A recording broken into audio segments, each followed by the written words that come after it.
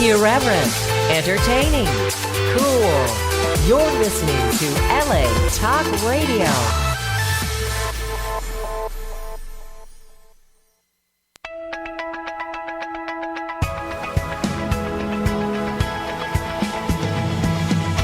You're listening to Question Reality with Priscilla Leona, right here on LA Talk Radio. Welcome to Question Reality. My name is Priscilla Leona. I am producer and host of this show, and we are coming to you live from Los Angeles, California. Now, this show is definitely for you if you are questioning your career reality by considering or currently pursuing a career in the entertainment industry. For 8 years, our guests have provided advice and resource information on how and what it takes to successfully pursue a career in a wide variety of show business positions. Now, the guests on our show include Emmy winners, Grammy winners, Tony Award winners, reality TV stars, producers, directors, casting directors, talent managers, screenwriters, actors, singer, dancer, model, musicians, comedians. The list goes on and on. We even throw in a darn entertainment attorney once in a while, just in case you never know when you're going to need one. So we've got them all on here. But what's important to note is that all of our guests have been selected because they're at different stages of their careers, from professional, obviously, to beginner. We throw a beginner in there once in a while because we want to hear about the laurels and accolades and trials and tribulations. So that means that we are definitely going to have someone on the show who can personally relate to you, and they're able to answer your show business career questions. Now, if you missed any of our shows or want to seek advice about a specific entertainment career, you can always go to our archive page, and that is on the latalkradio.com website. And you search for our title, which is Question Reality, or you can search by my name, Priscilla Leona. And all of the Question Reality shows are also available for free on iTunes, Google Play, and Stitcher.com under the podcast section. Please make sure you get your new app. We just designed this incredible new app, mobile app. It's free. And it's on the homepage of the LA Talk Radio website because it's located towards the bottom. You definitely want to get this app because we have a ton of shows on LA Talk Radio. It is not just entertainment. We have shows that cover all spectrums of life, the spectrum of life. You go there and you'd be amazed at all the really great shows that you hear. Now, finally, very exciting news. If you want to be a guest on our show or refer someone to be on the show who wants to promote their projects or come on and give tips, advice, and resource information on how to make it in show business, we are currently booking for 2017. But you have to go to our official website, which is questionrealityradioshow.com. questionrealityradioshow.com. That's our official website. And there you can see all of the guests that are going to be on for the entire year of 2017. And that is also how you would submit to be on our show. And that would be under the contact link. So questionrealityradioshow.com. That is how you get on and talk to me. Wow, that's really exciting. What a boon. What a great laurel that is. But it is. I'm just going to say it is. Hey, we have a wonderful guest, as we do every week, on the show today. His name is Mr. Dale E. Turner. And Dale Turner is a stage, film, television, and voiceover actor. And his website, which I want you to go to right now, is DaleETurner.com. DaleETurner.com. And let me just tell you a little bit about him. He is an American stage, film, television, and voiceover actor. And Mr. Turner has numerous credits on such projects such as the Coen Brothers film Intolerable Cruelty, ABC's Modern Family. He has numerous voiceovers for mega hit video games such as Grand Theft Auto 5. He's done over 60 commercials, stage plays, and musicals across the country. and he is a very accomplished singer. Now, recently, Mr. Turner has been focusing on writing with his most recent short film project, which is entitled My Name is Lamar. I know you've heard that because I'm promoting it on the show with Linda Palmer as the director. Promoting it again, but now you get to listen to the writer. Again, My Name Lamar is based on a true story, and this short film is a winner of the Award of Merit from the Best Shorts competition. It is the recipient of 11 nominations at the 2017 Idlewild IFC and an official selection at the S.E. Manley Short Film Showcase. And I can proudly say that I am a co-producer because it's an absolutely wonderful short film. It is a definite must-see. And when I say proudly, I really mean it, because sometimes the film projects that you get associated with don't turn out to be ones you're most proud of. Everybody knows how that goes, but this is something that I definitely feel so proud to be involved with. And the excitement just, it's a buzz. You got to see the film. And when we talk to Mr. Turner, he'll tell us how you will be able to see it too shortly. Now, the excitement of writing continues for Dale because he is currently shopping 4 screenplays and a sitcom. The excitement is abound with Dale Turner. Welcome to the show, Dale Turner. What is going on? You are just so active. You are whipping it out. Well, kind of a strange way to put it, but yeah, I'm having a lot of fun right now. I didn't hear that until just now. I just heard the whipping it out. Doesn't sound too good, but just go with it. I'm Irish from the East Coast, and I talk like a drunken sailor, so we're going to have to roll with it. You're going to have to acclimate, but I'll be gentle with you today. Now, listen, congratulations on the success of My Name is Lamar. Again, it is really taking the festival circuit by storm, and it's the winner of the merit from the Best Shorts competition, which I've heard many people who say this is a really fantastic competition. Again, recipient of 11 nominations. You must be so proud. But let's tell the people who don't know about this film briefly what the film is about. What is My Name is Lamar about? Well, it is based on a true story, and it takes one look at the genesis of racism, and knowing that it's not bound by geography or age. It is taught from generation to generation, and this is a situation where Lamar is faced with an unlikely source of that racism and how he deals with it.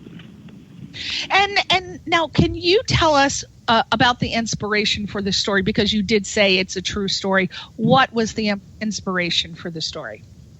Well, the actual incident that happened is captured on film. It actually happened to me quite a while ago, but I never really brought it to fruition. I just had it bother me pretty much for the last 40 years. And I've been telling that story to a couple of my friends, and in particular, Bernae Watson, a great character actress for a lot of years. She's one of my closest friends. I told her the story, and she convinced me that it could be a short film, and I didn't agree. And I went home that night, went to sleep, woke up, and I called her first thing in the morning. I said, you know what, I have an ending.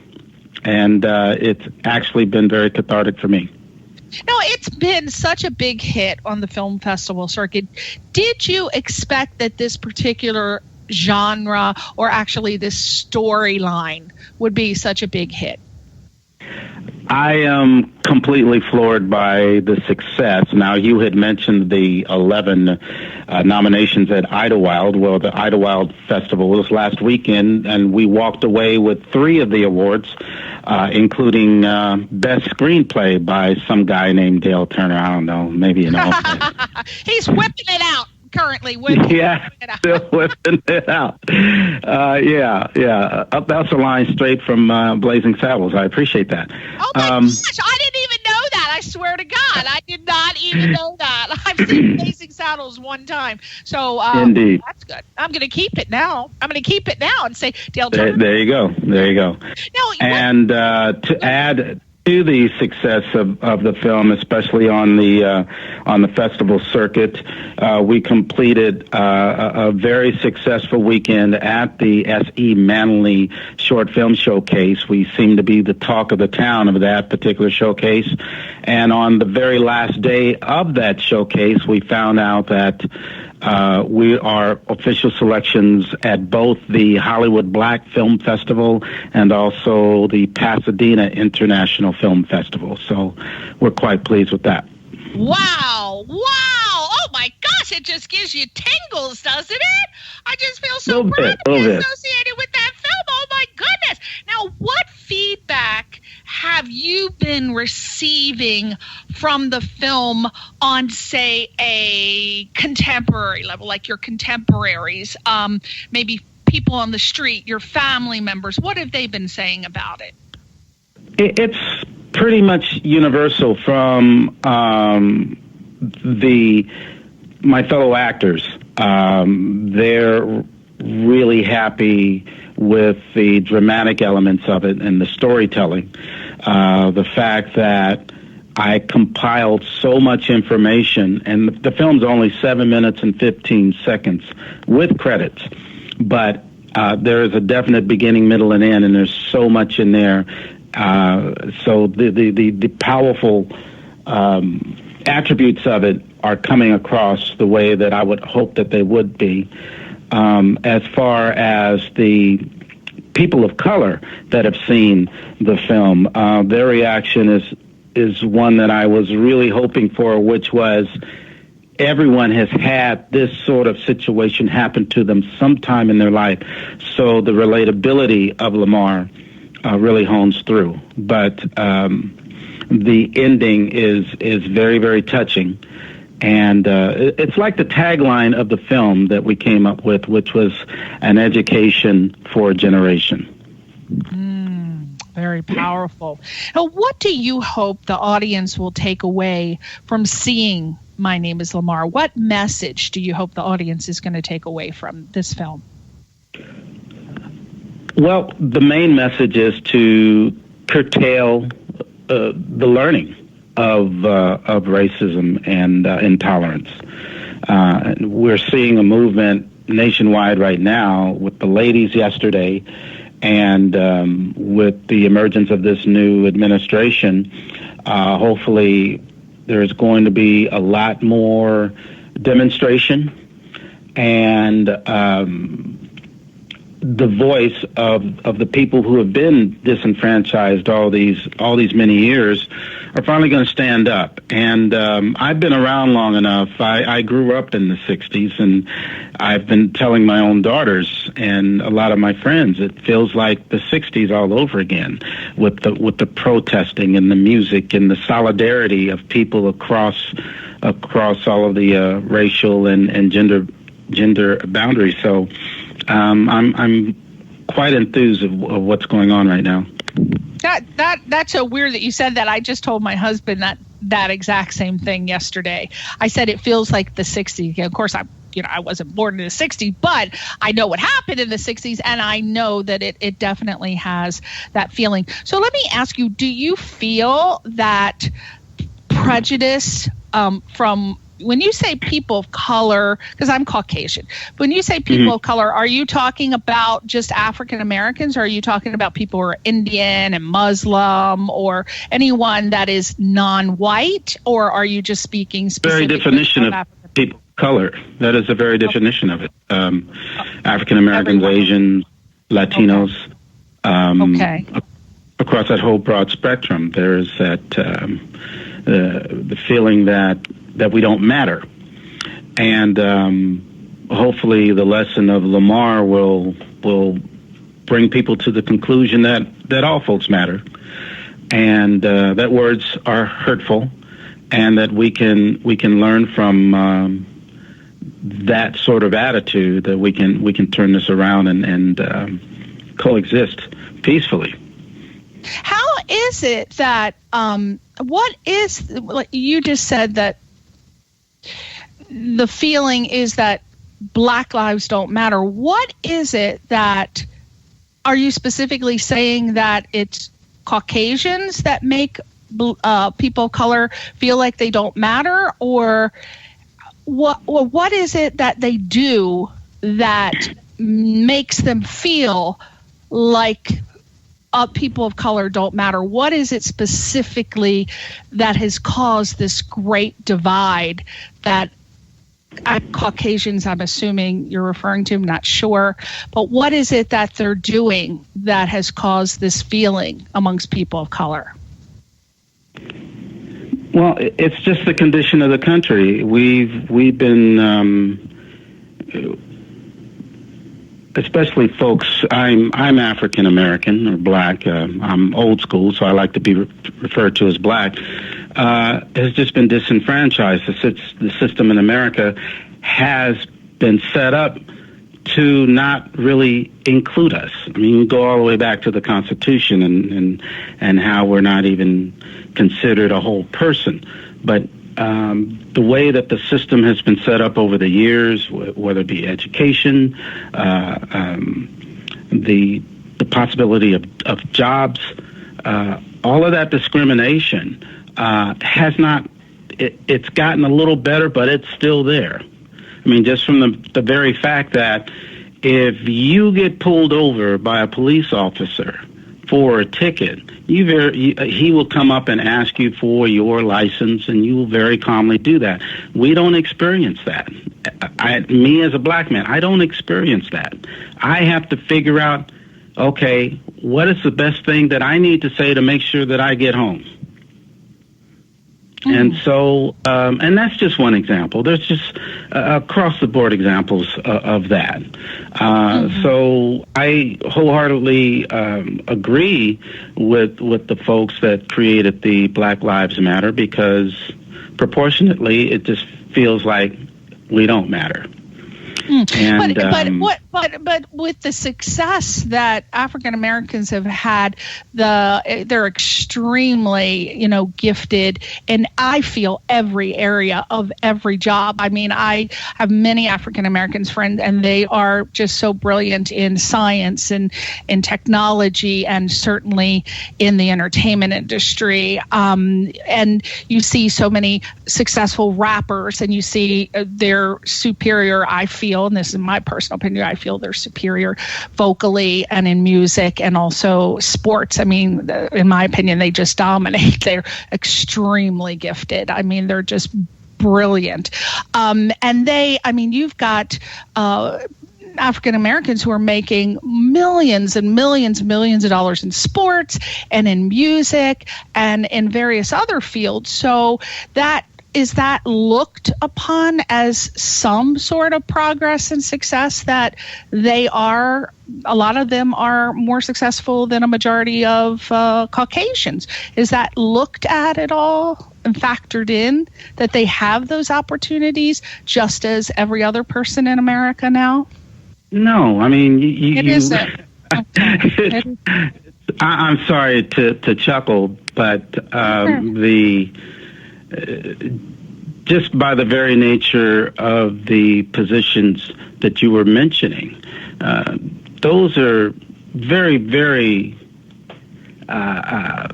minute numbers in terms of success across the board, even within the entertainment business. Yeah, there's some folks that make a lot of money making films or anything, but yeah, there are no folks of color that are making decisions on a television level. Nobody's running a studio. And you have to throw Oprah aside as an exception, but overall, no, it's been a tough sledding. It's still tough sledding. I'm not saying that it's impossible, and we're getting there. Yeah. Just in general, it's still really, really tough across no matter what profession that you choose in. Okay, got it. Okay, so so My Name Lamar is a subject that speaks.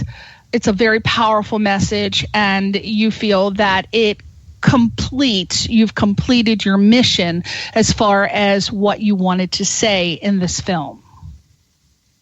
Yes. Okay. I believe I have. Good. Yeah. Okay. And on this project,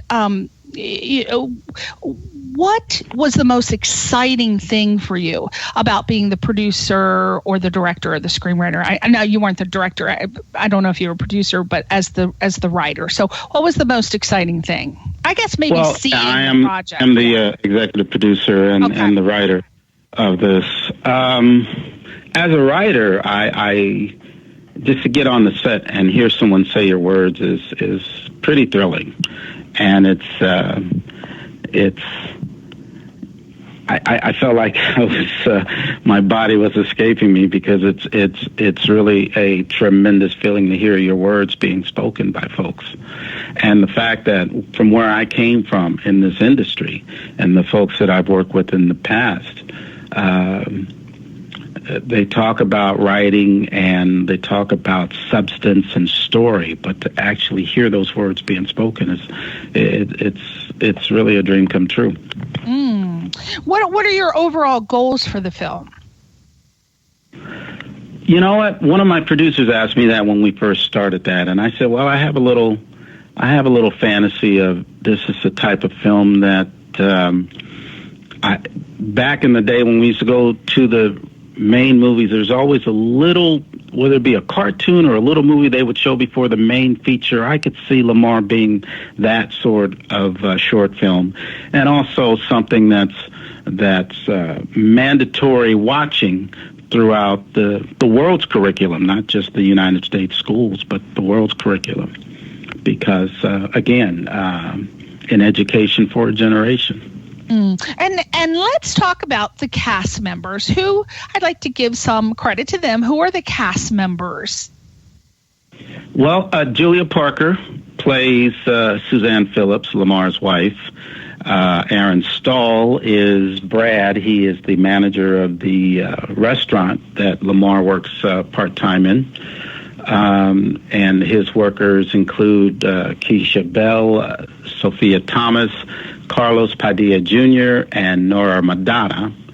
And then there's some flashback scenes which include Wendy Weldon, who plays the waitress, and Miss Megan Henry, who is the realtor in the piece. Now, I could have sworn I'm producer on a feature film called As Evil Does, and one of our actresses, we were doing a reshoot, and she told me, she said, oh, I'm so excited, I just got cast for a part in a short film called My Name is Lamar. And but I don't see her name. What happened to her? Her name was, I don't remember her last name, but her first name is Hoagie? Oh, she had some... She was originally cast as a realtor, but she had some scheduling difficulties. Oh, that's what happened. Okay. I was like, what happened to little Hoagie? Where's little Hoagie? Okay. I wonder what happened to her. I asked someone, and they're like, I don't know what happened. Now, can you tell the audience, this is more like falls under career advice, but to finish this out, can you tell the audience what happens to a film after it concludes from the film festival circuit, or what, as a filmmaker, you hope will happen? Well, this is my first venture into being behind the camera, and I'm going to be just as excited as you are to find out myself. And I've already talked about my dreams in terms of what I would hope to see Lamar end up being part of the school's curriculum and or as a quick feature before a major film. So. Okay. Well, more congratulations again to you, as I understand that you've written a dramatic feature called Chalkline, and I understand it's a quarterfinalist in the Final Draft's Big Break screenwriting contest. So let's start first by you briefly telling us what this particular film is about. Oh, Chalkline is a story about a former IRA Army captain who ends up being an assassin for hire after the death of his wife and son. They were killed in a car blast meant for him. So he comes to the United States, ends up being an assassin, and he becomes quite proficient at it. That's why they nicknamed him Chalkline. But on one particular assignment, he misses, ends up killing a child, and eventually ends up falling in love with the mother of that child. So that sounds like it's got my hottie written all over. That sounds like a Channing Tatum or more. Oh, what's that Irish actor, that really gorgeous guy? Oh, that sounds like him. Oh, what is his name? I was thinking about Colin Farrell. That's it, Colin Farrell. That's it. As soon as you said that, you gave me the storyline, Colin Farrell popped right into my head. I saw Channing Tatum, but that's for another reason. He just pops into my head all day long, so that's a totally different story. But Colin Farrell for sure. Oh, I love that. Yeah, we're definitely thinking alike on that. Let's try to get him. Let's call Colin up and see if he wants to do it. I tell you, for all the folks out there, in terms of being a screenwriter, believe it or not, I had written this 20 years ago. And I had written it originally for Gabriel Byrne that long ago. But, I got caught up with my own career. I still had to act and do my theater and films and television shows and whatnot.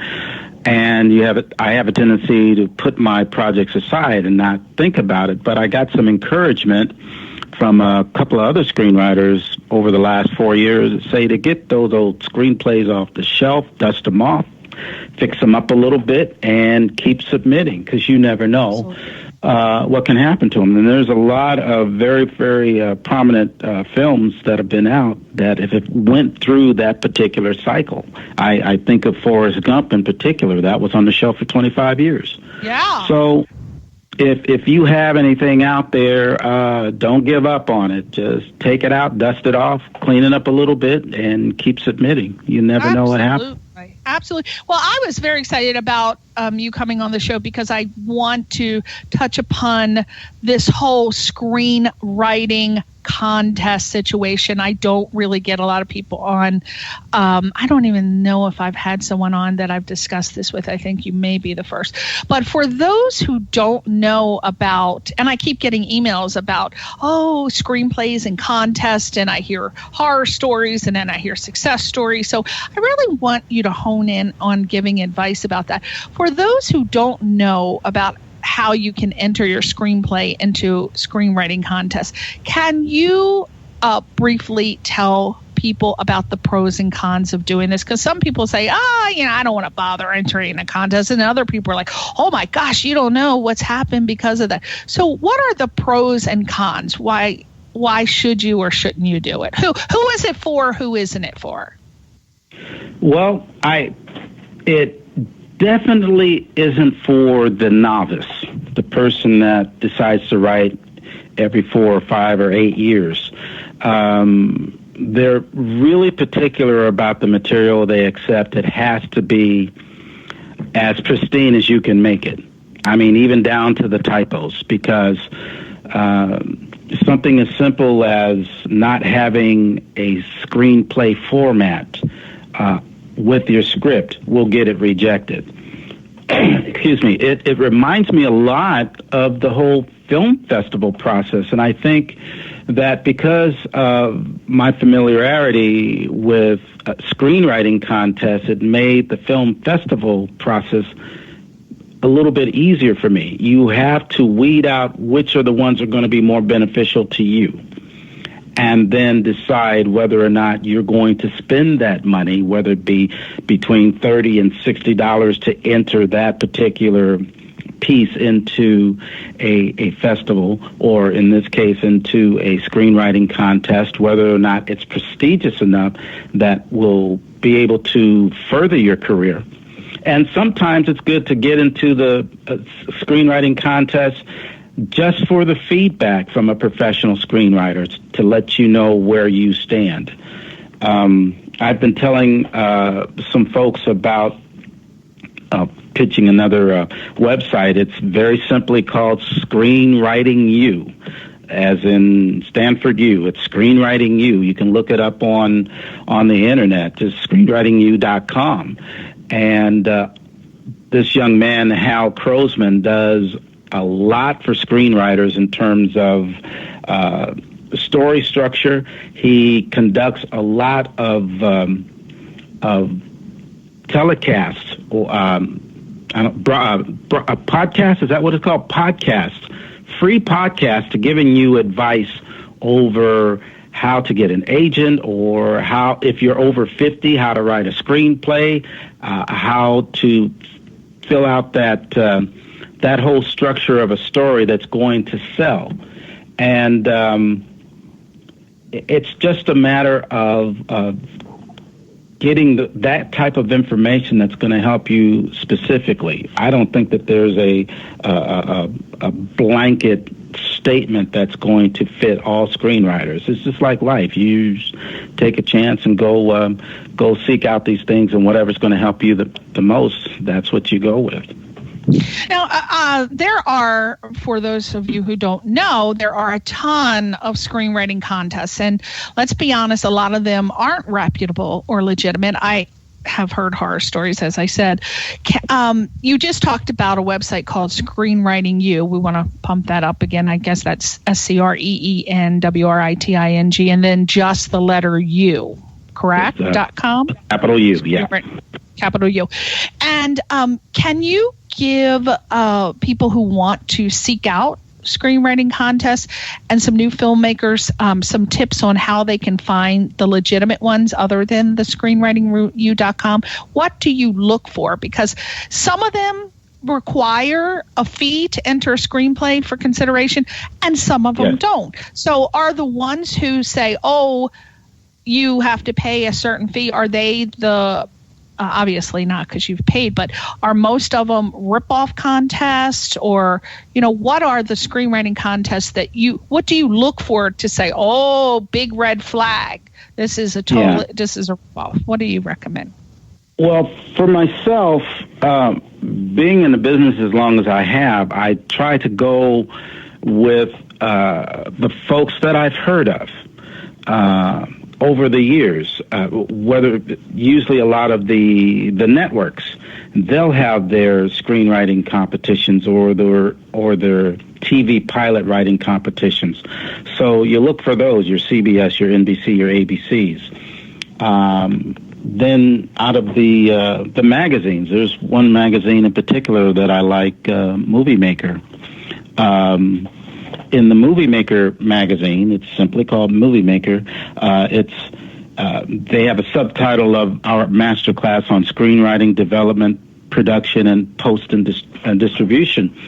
Well, throughout that magazine, especially towards the end, they'll have a list of a bunch of contests that are going on.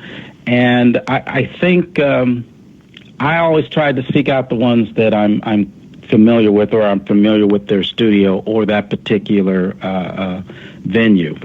If there's somebody that I haven't heard of, or if the fee tends to be a little bit high, if it's over $50, I usually throw up a little red flag, because it shouldn't be any more than $50 just to enter.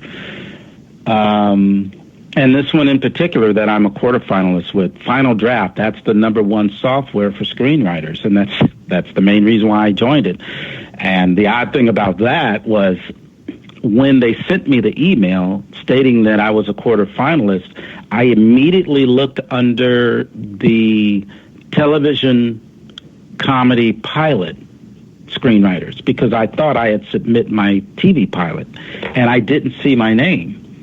And I thought, well, that was a cruel trick for them to do that. I was just about to hit delete, and something told me to go look at the dramatic features. And lo and behold, there I was with the dramatic features. And I'm quite excited about that, because being a quarterfinalist put me in the top 5% of those writers, and they had about 70,000 entries into that contest. So to break it down to the last 135, I feel very, very honored to be able to be in that situation. And again, that was a script that's 20 years old. Wow, that is truly inspirational. So for sure, people need to just not give up on their old scripts. We hear about movies all the time. Oscar winners who sat on the shelf for 14 years, 25 years. So don't give up on it, because, as you said, dust it off and get it back out there. Now, the screenwriting contest. I'm sorry, go ahead. I was going to say, if I may, one other bit of advice for the screenwriters out there. If you have friends that are actors, see if you can get a couple of them sit down and read it out loud, because there's something about getting out of your own head when you're reading that helps out a lot. Now, I have a little bit of an advantage being an actor, and there's not more than a paragraph that I write unless I'll read it out, say it out loud, if I don't have that flow, the rhythm of the piece that I want to write. So for those that don't have that acting experience, try to get some actors to read it out loud, and you'll get a better perspective of your story. I'm sorry, go ahead. No, that's actually a really good tip, because some people are just writers and they're not actors.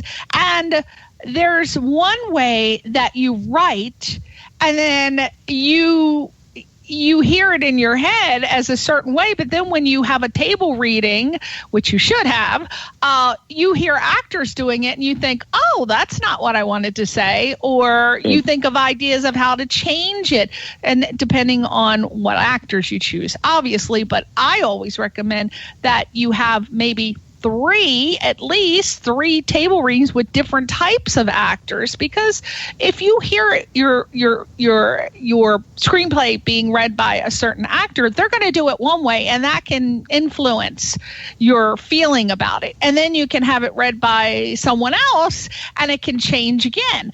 And for example, a comedic actor, and this is going to sound crazy, but I always recommend that you should have a dramatic screenplay actually table read by comedians, and vice versa. And you will be amazed at how you hear it differently, and you can either insert comedy into the dramatic areas that you didn't think you could put something to break it up, or it's not so drama,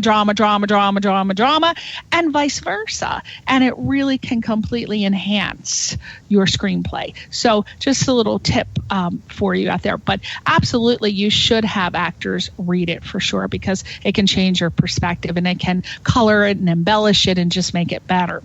So back to the screenwriting contest. What can one hope to expect? So you submit your screenplay and you pay your fee, and then if you're lucky, you're chosen or you win. What happens from there? Do you just get the title of, oh, I won, the final draft, was what can you do with that? Or what happens? You can say, oh, well, you can certainly have it as a credential, but what can you do with that? How can you build on it? Well, that credential goes quite a long way. The majority of the literary agents that are here in town, they look out for those winners of those particular contests because it's held in such high esteem. Some of those contests. So even if you're a finalist or the winner or a semifinalist and hopefully a quarterfinalist, you can probably put that on your resume, and hopefully that'll help you get into some of those rooms of those meetings to discuss your work. That is a great tip, Dale. I am so glad you said that, because people don't realize a lot of writers, beginning writers specifically, they go, I'm not going to spend all that money and enter it in a contest. I just want to get it done. They just want to write it and then get it done. They don't even want to test out that particular way of getting their film critique. They just think that they're going to make the film and then they'll get the critiques from the audience and blah, blah, blah. They don't even think about that as something that they can put on their resume to get, an agent. And I'm so glad you brought that point up, because that is a very good way. And it's legitimate, and it's saying, look, one of the top contests have picked me as a person that has written a screenplay that is authentic and genuine, and it has credentials, and it's something that you should look at. So people don't think about that. Dale just told you a great way to get an agent, because everybody who's a writer wants an agent. Oh my gosh. Do you know any? I hear that so much. Do you know agents? Do you know agents? Do you know agents? So that's a really great tip for sure. I like that. Now you, you do everything. As we said earlier, you're a stage actor, a film actor, you do voiceover. You're also an accomplished singer. Let's talk a little bit about the transitions. For example, one of the transitions for an actor from stage to screen is the difference in vocal projection. So what are some of the transitions, differences, similarities, even from stage to film to voiceover actor? Just something off the top of your head that you can think about. People, my friends who are actors in theater, my aunt was a Broadway actress, and she had the worst time when she was auditioning for film, because as you know, when you're a stage actor, vocal projection, you're like screaming, everything is so dramatic, and you have to tone that down for the screen. You can't be screaming like a maniac. But what are some of the transitions and differences or similarities between film, stage, and the voiceover actor?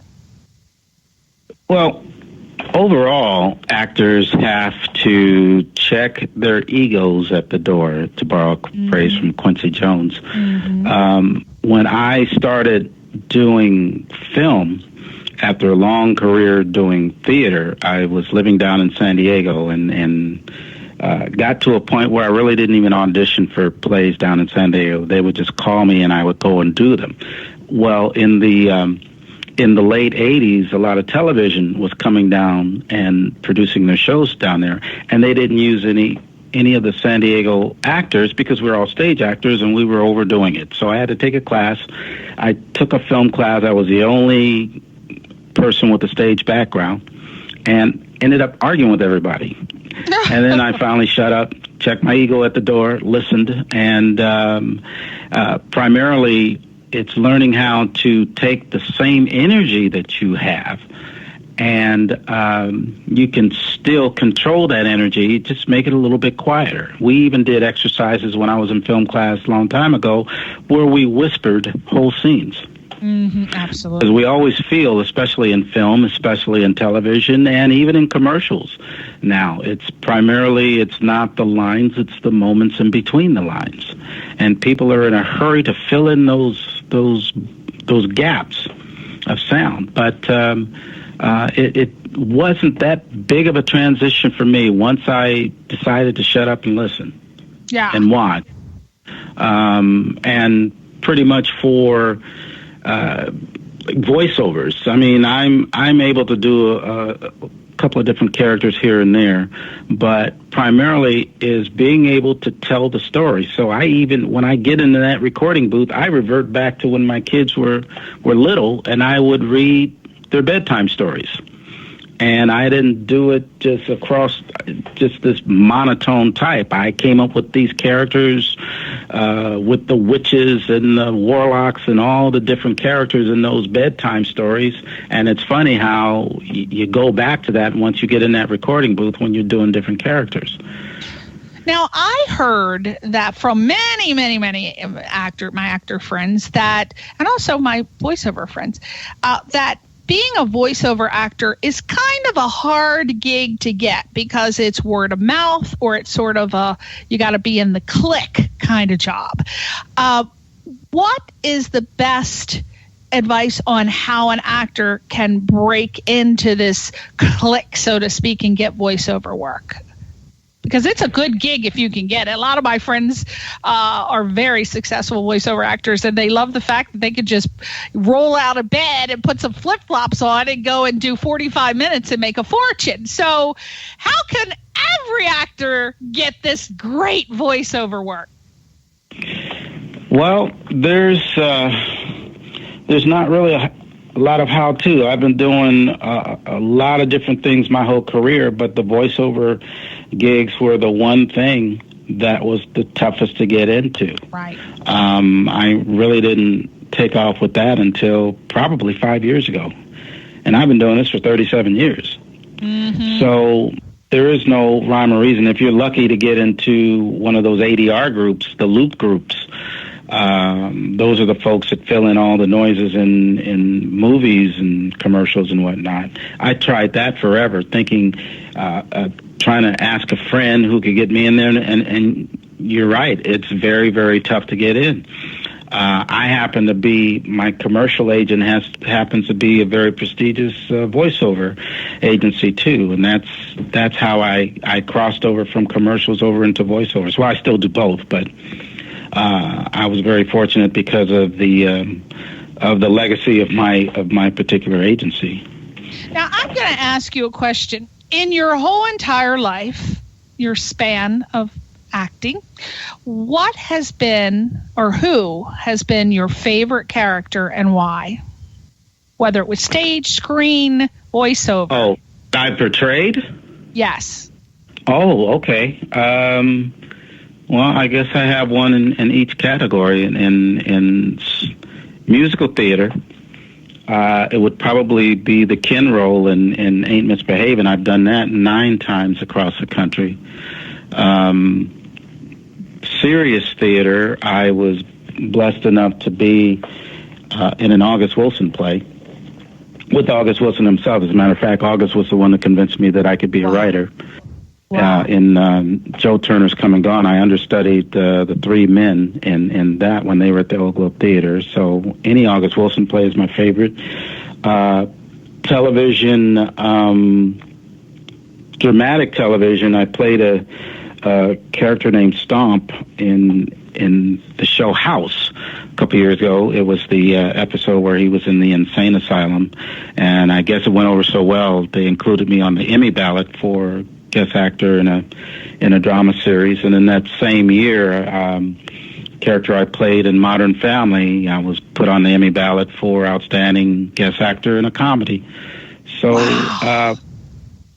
Yeah, I've had a little. That is something, Dale. That is something. My God, you should feel so proud of yourself. You really have had a successful career. It's wonderful.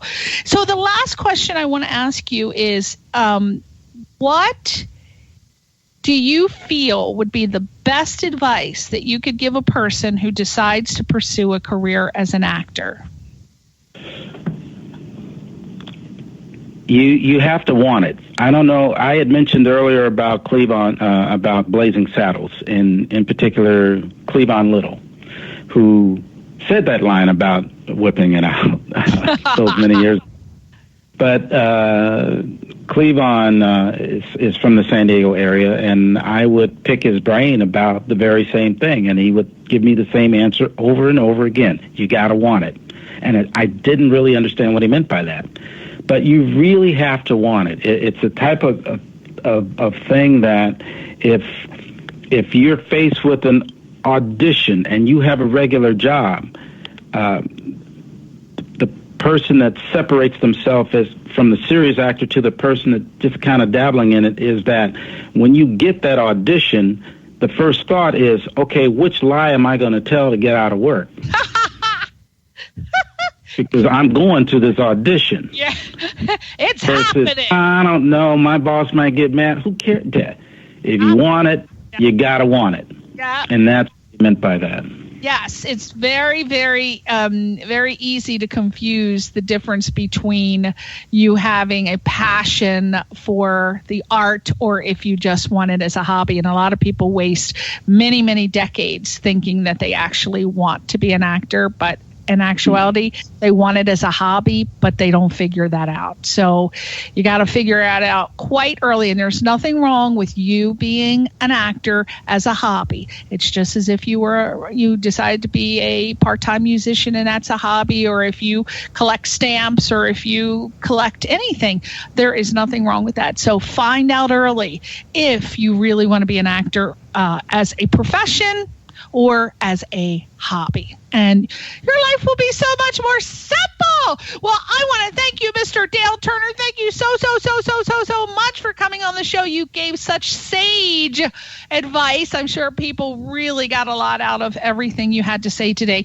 And so much success, and I wish you so much more. And I'm so excited to meet you this Thursday at your cast party for My Name is Lamar. That should be very exciting. Yeah, I'm looking forward to that. A lot of the cast and crew hasn't seen it yet, so I'm, thankful to be able to host that and meet everybody and thank folks for their contributions. And those folks who want to see the film, again, the Hollywood Black Film Festival is, I believe, February 22nd. And that's going to be at some theaters in Marina Del Rey. But just check the My Name is Lamar website, and you'll pick up that information. And that's mynameislamar.com? That would be, you caught me off guard. What? Okay. I don't even know my own. Well, if they go to dailyturner.com, I'm sure that it's on dailyturner.com. So everybody. Well, I haven't updated that. Okay, I do have. I'm looking at the. Looking at the URL for the Lamar website, which is it would be turnerworks24.wix.com/Lamar Short Film. Okay, we got to change that up, Dale, and we got to get mynameislamar.com. Get it, folks, done, just Dale. go on the Facebook website. Just go on to Facebook and type in My Name is Lamar, and there'll be some stuff there. Hey, real quick, you got to fix the bottom of your website, because I was trying to promote your social media links, and they're all messed up at the bottom of your website. So if you go to Dale's website. Really? I'm looking at it right now. It looks fine. Click the Facebook and click the Twitter and click all the IMDb, and you'll see where it goes. But fix that up, honey. All right, sweetie, we'll see you on Thursday. Thank you so much for coming on the website, dailyturner.com. Thank you for tuning in, and we'll see you next week on Question Reality. Say goodbye to your fans, Dale. Y'all have a good evening. Bye.